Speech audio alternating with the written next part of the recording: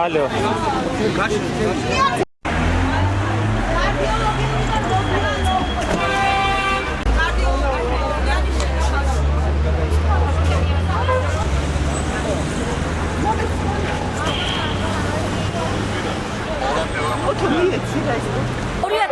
წლის 25 იანვარს გიგი უგულავამ და მისმა ზონდერ ბრიგადამ ზედამხედველობას გულისხმობ მომივარდნენ, ასევე მომიყვანეს პატრული, გადამიკეთეს გზა ცემეს ჯერ 25-ში მომივარდა ეს ზედამხედველობა და 26-ში გადამაგრეს თავზე ყველაფერი, რომელიც 7 წლის მანძილზე ფლობდი ამ მიწის ნაკვეთს, თან პატარა სახლი მქონდა ზედ უნივერსიტეტის ქუჩის მესამე რიადში და დღესდღეობით ვიცი რომ ყიდიან, მე შეყუჟებული ვარ ერთ ადგილას, ნუ არა მაქვს არაფერი, არ გამაჩნია საერთოდ არაფერი და მე ვარ ფიზიკურად მე ჩემი ოჯახი ვარ ქუჩაში.